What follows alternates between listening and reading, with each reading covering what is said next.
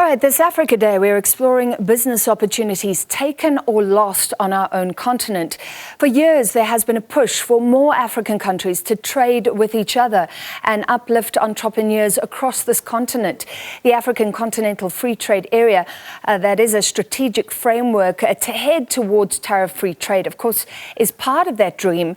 But is it being realized, and are businesses collaborating in Africa as they should be? To discuss, we're joined by the CEO of Business Advisory Africa at Work, Dianna Games.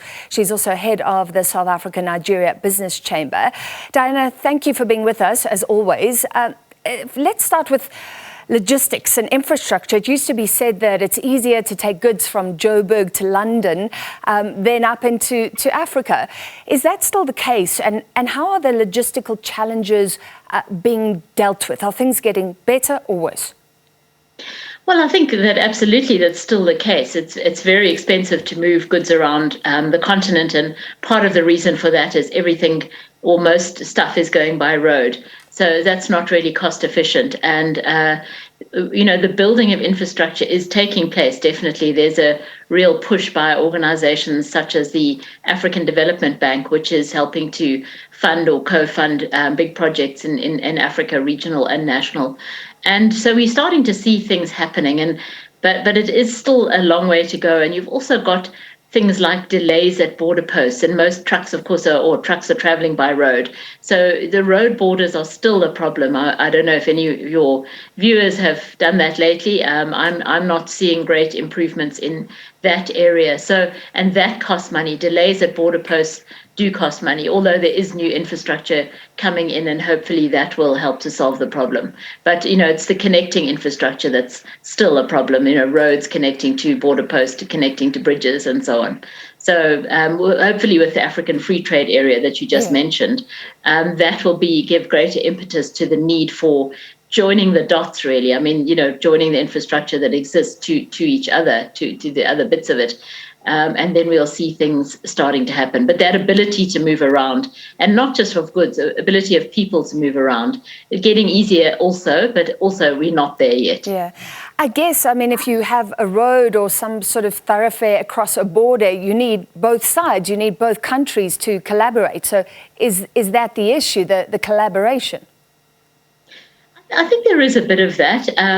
Countries prioritize their national projects, so they want to build a new road, and then it doesn't. When it joins the border of another country, that country is not doing a similar building on its own side. If you look at border posts between Zambia and the DRC, for example, we have the brand new Kazangula Bridge between Botswana and Zambia, and yet a lot of the roads in Botswana and in Zambia are not sort of backing up this large infrastructure project. It should all be part of one project. And I think there are issues with this national priorities versus regional priorities, and there's no obligation unless it's somehow built into the funding of things that countries sort of collaborate. It makes sense, but I don't think it's always the fact that they absolutely have to, unless it's in some kind of contract regarding funding of infrastructure, etc. Yeah.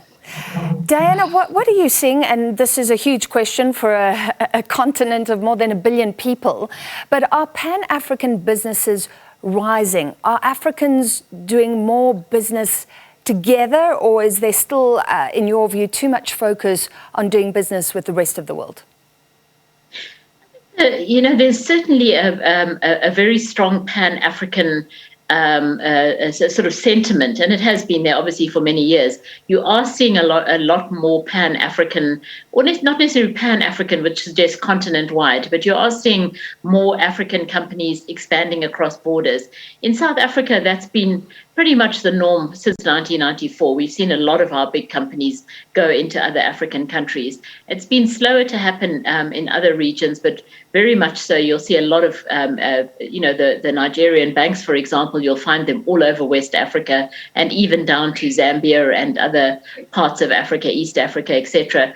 A lot of movement across the East Africa region of, again, Kenyan companies mostly, but there are a lot of companies going mostly regionally, but in some cases going kind of more pan-African.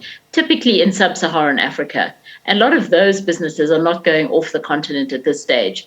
That is just a much bigger fish to fry. And if you talk to, for example, the Nigerian banks, they will tell you that, they have a difficult market at home. And if they've succeeded in an already challenging market, why would you, go somewhere where the challenges are completely different when you've got so much opportunity at home, where there's plenty of market space for all sorts of businesses, for African companies to take up. So when our banks try to go into the continent, they're competing with the likes of those banks that you've spoken about.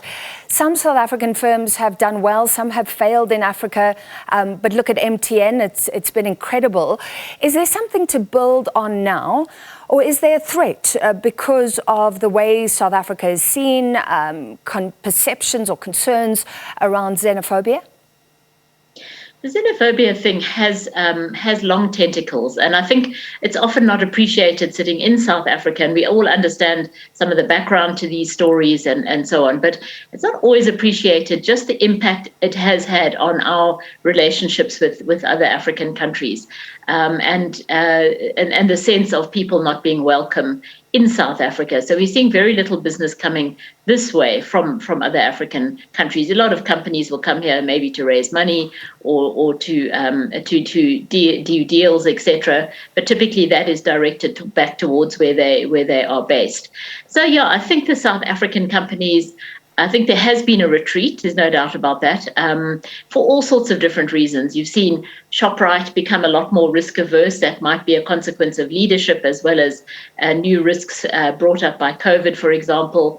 I think companies are feeling much more safe closer to home than they used to. That bullish, let's just go for it sense of expanding regardless is definitely not there. People are much more, or companies are much more careful and strategic about how they are expanding. It's no longer necessarily a strategic play to have more and more a presence in more and more countries. I think now the new way of looking at it is to rather focus what is strategic, where should we be that's going to be of best value and maybe less risk. So I think risk is, we live in a world of increasingly kind of rising risk, and I think that's very much at the forefront of decisions made in the corporate world. Dianna, very quickly, how are you feeling about the future? It's often been said that Africa has this incredible potential because of all its young people, but that is also a risk. Unemployment, we know now, food insecurity, social unrest. And if the rest of the world heads towards technology that we don't have, there's a fear of being pulled back again. Or could it be this innovation, this productivity? What do you think? I think that we are lagging behind in many ways. So the gap is wide, and I think there is a lot happening in terms of innovation. A lot of, for example, in energy, we're seeing a real push towards renewables. You're seeing a lot of skills development and local content pushing the jobs story and increasingly training people to work in Africa. And the innovation, it's very, very important trend, but we have a long way to go. This is a big continent. The deficits are large in many different levels.